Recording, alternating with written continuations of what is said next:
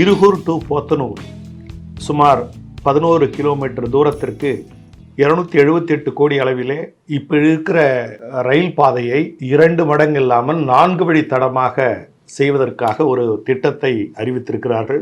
இந்த திட்டம் வரவேற்கக்கூடிய திட்டம்.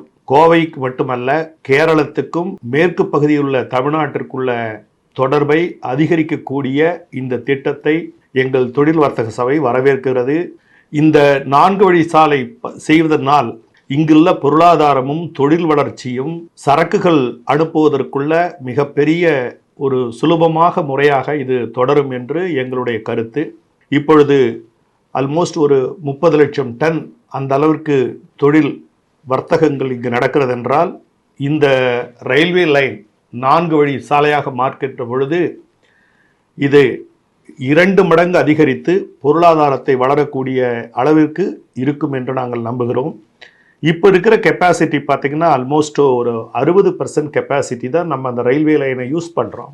ஆனால் இந்த 4 வழி பாதை சாலை வருகின்ற பொழுது ஆல்மோஸ்ட் 131%, ஆல்மோஸ்ட் இப்போ இருக்கிறத விட 2 மடங்கு, டபுள் மடங்கு இதனுடைய வர்த்தக போக்குவரத்து அதிகமாகும்.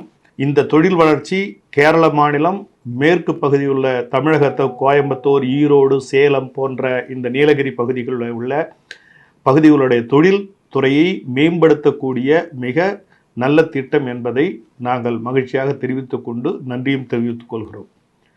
இதில் ஒரு சின்ன சிக்கல் இருக்குது.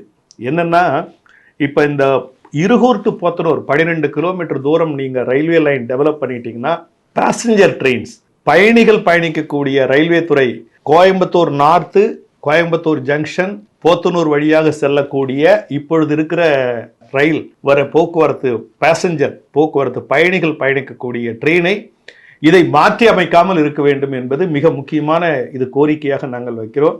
இது 4 வழி தடம் செய்தாகிவிட்டது. அதனால் கோயம்புத்தூர் ஜங்ஷனை பைபாஸ் பண்ணி பேசஞ்சர் ட்ரெயின்ஸ் டைரெக்டாக போத்தனூருக்கு, இருகூர் டு போத்தனூருக்கு செல்லாமல் அனைத்து பயணிகள் பயணிக்கக்கூடிய ரயில்வேவை நார்த் கோயம்புத்தூர், கோயம்புத்தூர் ஜங்ஷன், போத்தனூர் இது வழியாக சென்றால்தான் இங்கு இருக்கக்கூடிய மக்களுக்கு வசதியாக இருக்கும். இல்லை என்றால் போத்தனூர் வழியாக போகும் பொழுது இதனுடைய மக்கள் அங்கே இறங்கி அவர்களுடைய வீடுகளுக்கு செல்வதற்கு இரவு நேரங்களும் சரி, காலை நேரங்களும் சரி, பகல் நேரங்களிலும் மிகவும் இடைஞ்சலாக இருக்கும்.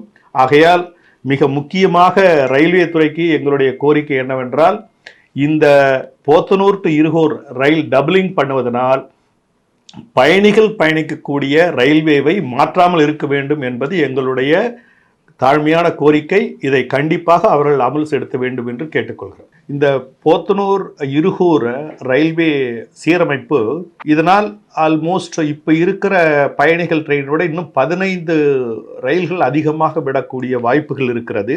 அதில் முக்கியமாக ஃப்ரைட் கண்டெய்னர் இப்போ கோயம்புத்தூரில் கண்டெய்னர் கார்பரேஷன்ஸ் இருக்குது, முக்கியமாக ஏற்றுமதி செய்யக்கூடியது.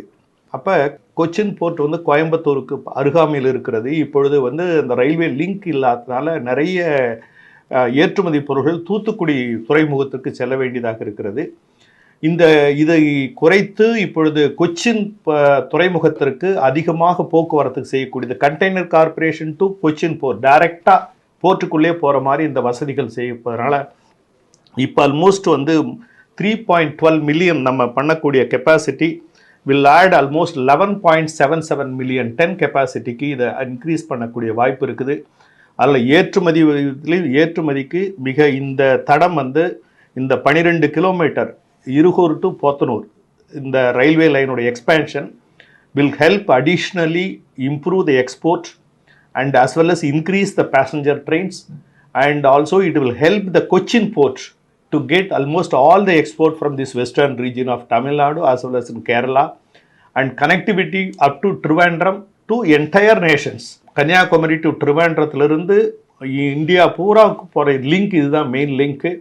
அதனால் தொழில்துறைக்கு இது அதிகமாக வளரக்கூடிய வாய்ப்பு இருக்கிறது. Export will be doubled. Cochin துறைமுகம் will be benefited more, and also it will reduce the timings. இப்போ கோயம்புத்தூர் டு தூத்துக்குடிக்கு 6 மணி நேரம் 8 மணி நேரம் ஆகுது பை ரோடில் போகிறதுனா. இதுவே கோயம்புத்தூர் டு இப்போ திருப்பூரில் இருக்கிற கார்மெண்ட்ஸ் எக்ஸ்போர்ட், கோயம்புத்தூரில் இருக்கிற கார்மெண்ட் எக்ஸ்போர்ட் 4 மணி நேரத்தில் நம்ம கொச்சின் துறைமுகத்தை அடைய முடியும். அப்போ almost 4 hours we are saving.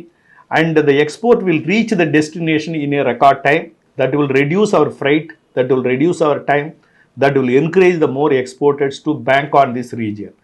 இது வந்து மிகப்பெரிய தொழில்துறைக்கு வாய்ப்பாக இருக்கிறது, ஏற்றுமதிக்கு வாய்ப்பாக இருக்குது.